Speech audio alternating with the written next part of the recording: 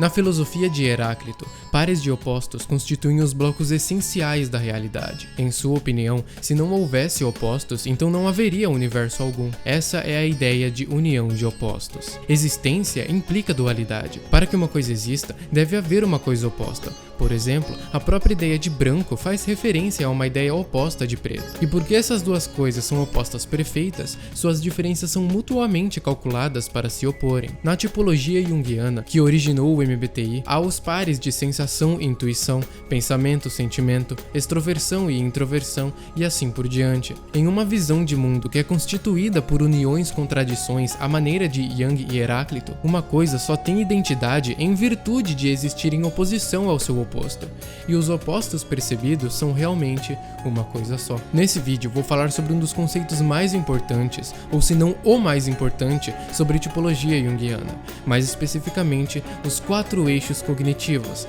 normalmente chamados de Function Axis na gringa. Recomendo verem os outros vídeos do canal, como o do guia do MBTI e das 8 funções cognitivas para contexto. Vamos começar com os opostos perfeitos. Nas funções de percepção, temos SE ligada a NI e NE ligada a SI. Nas funções de julgamento, temos TE ligada a FI e FE ligada a TI. Eles são 2 polos opostos na mesma vara, ou 2 direções diferentes da mesma estrada. Por exemplo, a NI não é uma ideia individual que é muito diferente da SE. Em vez disso, a NI existe em virtude da SE e vice-versa. Como Jung entendia, um não tem significado sem o outro. Sob esse modo de concepção, acredita-se que qualquer par de opostos exista em virtude do outro. Se não há conceito de branco, então não podemos compreender que tudo é realmente preto. Como tal, não importa qual direção da estrada seja preferida, nesse caso a NI ou a SE, existem algumas características da própria estrada que se manifestam na psique de uma pessoa.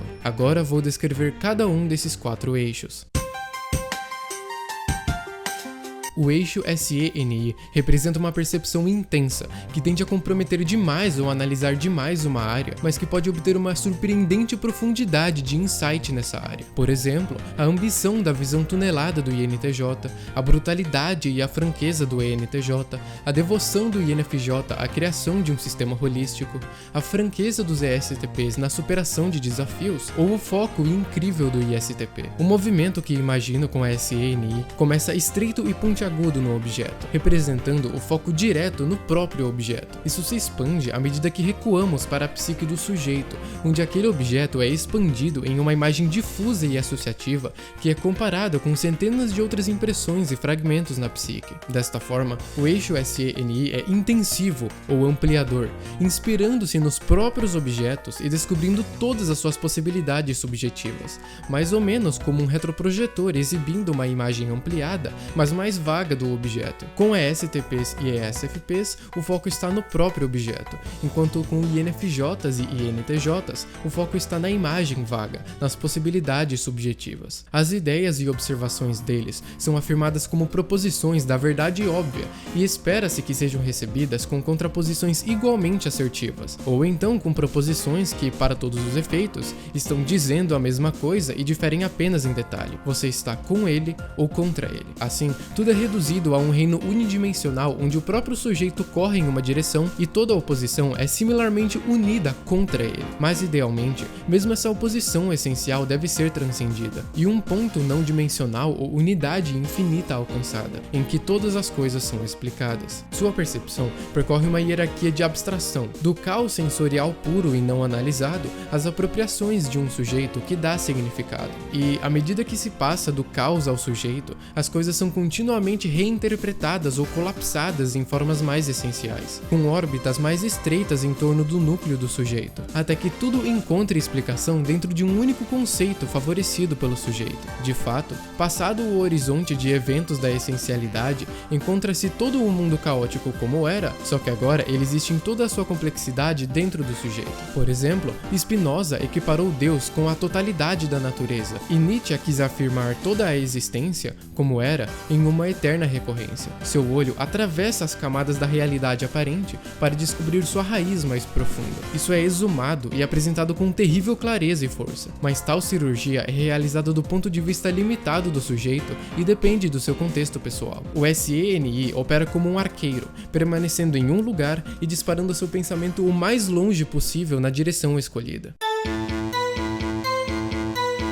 O eixo NESI representa uma percepção multifacetada e abrangente que tende a não se comprometer e oscilar, mas que ganha uma amplitude surpreendente de insights. Por exemplo, os inquéritos multifacetados do ENTP, a busca do INTP por múltiplas aplicações para um sistema abstrato, o desejo de viajar e a desenvoltura do ENFP, ou a hipermeabilização completa de seus procedimentos do ISTJ. O movimento que imagino com a NESI começa como esticado, vago, mas associativo, representando a relação indireta e intuitiva com os objetos. Isso se estreita e se concentra à medida que recuamos para a psique do sujeito, onde a varredura esticada é identificada e examinada diretamente, comparando-a com outras impressões examinadas diretamente. Desta forma, o eixo NSI é meticuloso e examinador, fazendo um registro detalhado e completo de suas percepções criativas e associativas do mundo, mais ou menos como um telescópio que pega um objeto distante e difuso e encolhe e aguça a imagem. Com ENTPs e ENFPs, o foco está nessas percepções criativas, enquanto com ISTJs e ISFJs, o foco está nos detalhes registrados e na meticulosidade. A NI olha para as estrelas e vê o que quer ver. A NE, no entanto, rejeita o fator subjetivo para ver quais conexões realmente se sugerem. Mas, uma vez que nos recusamos a ver o que queremos ver, o número de constelações possíveis se multiplica ao infinito. Não há mais uma realidade pública óbvia, mas infinitas realidades possíveis. Assim, a base segura não pode ser encontrada apenas em objetos, deve ser encontrada no sujeito. Enquanto o SNI toma seu contexto dado como certo, disparando sua flecha preditiva de onde quer que esteja, o NSI nunca confia em seu contexto dado e sempre procura transcendê-lo. Talvez haja um ângulo melhor para atirar, onde há menos risco de lesões não intencionais. Assim, o NSI é um tipo de percepção que afasta, buscando conjuntos de dados maiores e novas perspectivas. Em uma verdadeira moda democrática, quer que todos os votos estejam feitos antes de decidir a eleição. Para ele, o mundo exterior é quase como uma nação de pessoas, complexo, confuso, mutável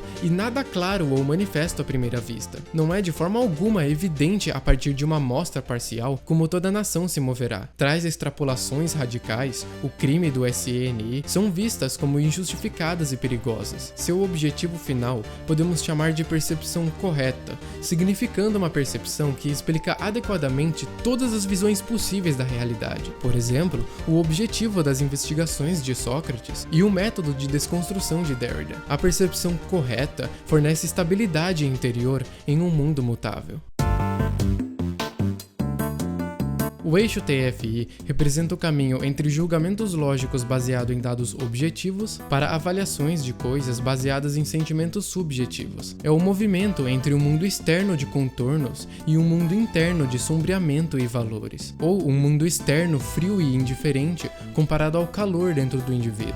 Para ilustrar, o eixo TFI representa a luta de um indivíduo solitário contra um deserto gelado, empregando todos os meios necessários para sobreviver e fazendo tudo o que pode para se manter aquecido, para tornar seu calor conhecido no mundo e afastar o gelo invasor. Ele mantém um nexo em torno do indivíduo. Por exemplo, a imagem do INTJ como um visionário solitário, a priorização da responsabilidade do ESTJ sobre os valores de qualquer outra pessoa, a defesa do INFP de seu mundo de sonhos, ou a espontaneidade e amor pelo desempenho do ESFP. A estrutura deste eixo é a mesma do SNI, exceto que agora a preocupação é julgamento e avaliação.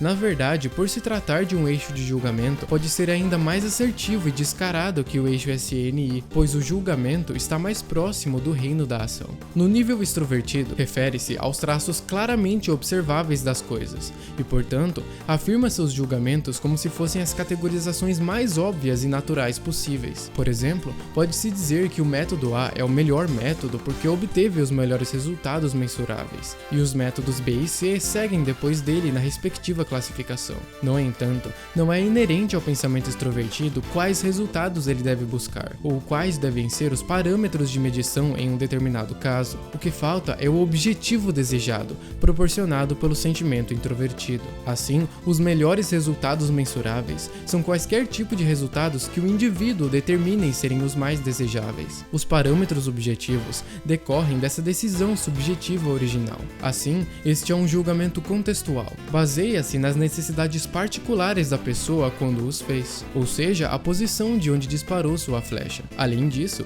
e assim como o SENI, esse eixo corre entre uma complexidade objetiva e uma unidade subjetiva de compreensão. O domínio extrovertido é uma riqueza de dados brutos que são apropriados pelo sujeito intérprete, que ordena os dados de acordo com sua própria perspectiva singular. Quanto mais extrovertido se torna, mais variadas são as espécies de categorização utilizadas, até que as categorias se tornam indistinguíveis dos próprios dados. Mas quanto mais introvertido se torna, mais essas espécies se fundem em órbitas mais próximas em torno do sujeito sentimental, onde os objetivos originais são revelados. Idealmente, todas as ações e julgamentos de uma pessoa devem se alinhar ou ser emanações naturais dessa fonte original. Por exemplo, a noção de autenticidade nomeada em Kierkegaard, Sartre e Heidegger.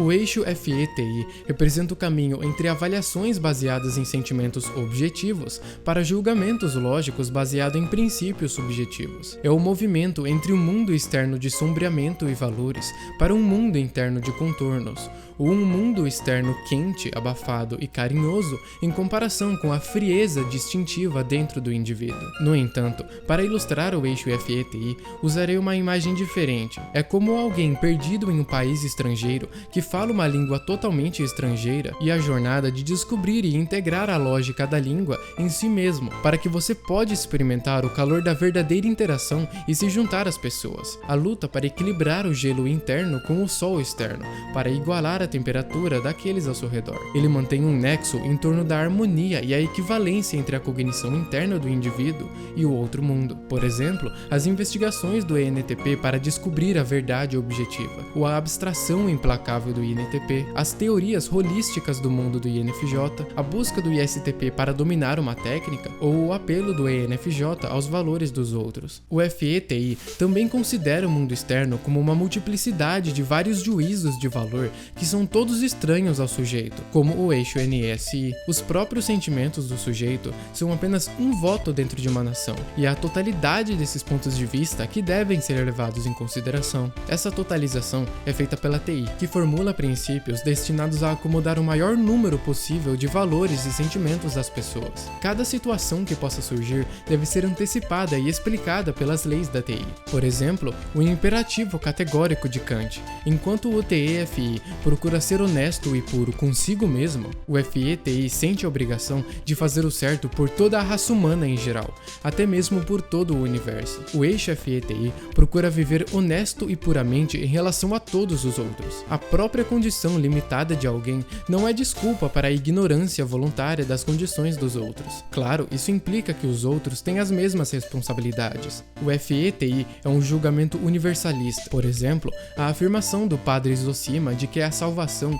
vem assumindo a responsabilidade pelos pecados de toda a humanidade. A dinâmica aqui corre entre o que de si mesmo, considera racional e consistente, versus o que as necessidades dos outros são reivindicadas. Não há eu preciso nesta função, apenas eu devo. As condições dos outros informam as ações de alguém. Sente-se compelido, obrigado, exigido por uma lei metafísica a agir de uma certa maneira. E isso não significa necessariamente uma obrigação de ser legal. Pelo contrário, é uma obrigação de agir de acordo com razões que são consistentes com todos os estados de coisas possíveis. Assim, para ele, o TFI parece egoísmo e solipsismo, o jeito dos animais. Esse foi o vídeo, espero que tenham gostado. Se esse vídeo pareceu um pouco diferente dos demais, é porque esse é o primeiro vídeo do canal que não foi completamente editado por mim. Eu estava em uma viagem para São Paulo e o Semi me ajudou grandemente com minha falta de tempo. Muito obrigado a todos os membros do canal: Slimclick, Fafoff, CJ, Fábio, Abstrato, Ray e Gunter. Lembrando, se quiser adquirir benefícios sobre o canal, se torne um membro e entre em contato comigo pelo meu Discord. Obrigado para quem assistiu até aqui e até a próxima.